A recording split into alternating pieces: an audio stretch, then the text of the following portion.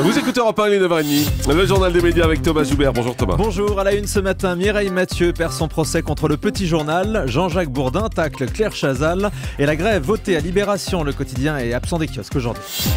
Et on commence donc avec Mireille Mathieu, déboutée de son procès contre le Petit Journal de Canal+. La chanteuse n'avait pas apprécié une séquence qui se moquait d'une de ses interviews à la télé russe. Mireille Mathieu reprochait à Canal+ d'avoir tronqué ses propos sur l'emprisonnement des Pussy Riot. Elle contestait aussi les commentaires satiriques de l'émission, mais pour la justice, la chanteuse a extrapolé et interprété les passages incriminés. Le tribunal estime que la séquence n'est pas diffamatoire. La chanteuse a donc été déboutée de toutes ses demandes. Elle réclamait 100 000 € de dommages et intérêts. Et finalement, il y a peu de chances que les Daft Punk participent aux victoires de la musique. La cérémonie, ce sera vendredi prochain sur France 2. Les organisateurs ont proposé au groupe d'être les invités d'honneur de la soirée, mais peu de chances qu'ils soient là, comme l'indique Christophe Palatre, le président de la cérémonie, invité de la Médiasphère sur LCI. On les a invités officiellement, on espère qu'ils vont venir. On ne sait pas, on peut avoir une surprise de dernière minute. En tout cas, nous on aimerait qu'ils soient là. Ils ont fait une télé pour la sortie de leur album C'est les Grammys. Non, c'est pas humiliant, on discute. Ah, donc c'est pas perdu? Quel pourcentage de chance? On verra, peu. Jean-Jacques Bourdin s'en prend à Claire Chazal. Dans une interview à 20 minutes, le journaliste dénonce les interviews de révérence de sa consoeur, en particulier celle avec Dominique Strauss-Kahn réalisée après l'affaire du Sofitel. Jean-Jacques Bourdin affirme même que cet entretien était arrangé. Il faut que les journalistes apprennent à dire non, dit-il.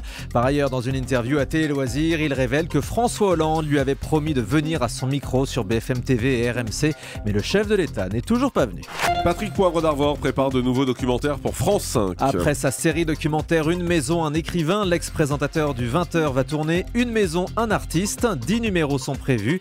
Le premier sera consacré à Maurice Chevalier. PPDA nous emmènera aussi visiter les demeures mythiques de Charlie Chaplin, de Maurice Béjart, d'Auguste Rodin ou de Christian Dior. La suite des auditions à l'aveugle de The Voice demain soir sur TF1. Oui, la 5e et avant-dernière. Ensuite, on passera au battle. Garou, Florent Pagny, Mika et Jennifer vont encore se battre pour dénicher les meilleurs talents. Et la compétition est particulièrement rude entre ces deux derniers coachs, comme le confirme Jennifer au micro européen de Romain Ambro. Quand on est à l'aveugle, on a besoin de cette fameuse faille. La performance vocale, c'est super, c'est génial, machin, mais moi, une fois que c'est trop lisse ou trop propre, j'ai tendance à ne pas me retourner. Et puis finalement, je me retrouve très souvent donc en confrontation avec mon cher Mika, qui lui est dans la même quête. Voilà, on a besoin de sentir un petit peu cette fragilité dans la voix et cette fameuse humilité qu'on aime bien.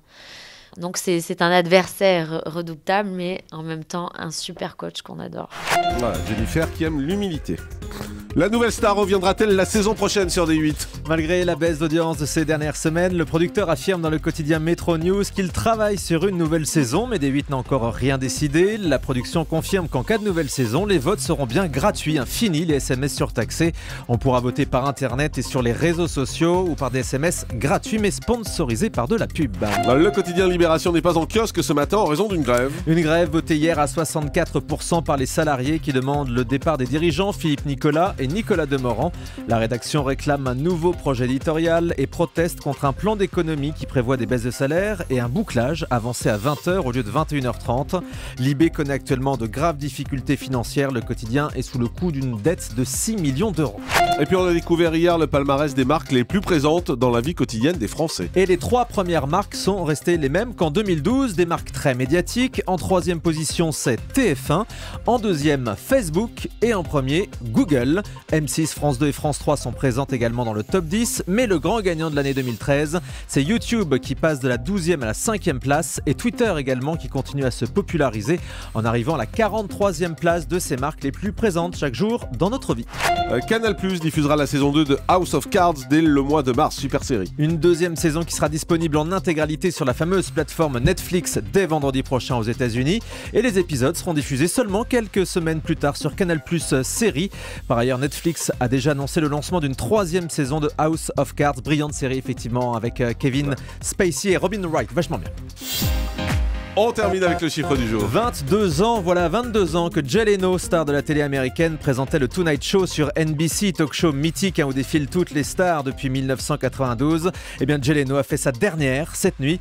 À 63 ans, il passe la main à une autre star du genre puisque c'est Jimmy Fallon qui prend sa succession. Ouais, c'est lui qui décide d'arrêter alors qu'il est en plein succès et c'est lui qui est régulièrement les audiences les plus fortes des talk shows du soir sur les chaînes de télé américaines. Merci Thomas Joubert, tout de suite c'est le télérépondeur. C'est votre avis sur la télé, vos réactions, vos impressions, 24 24h sur 24.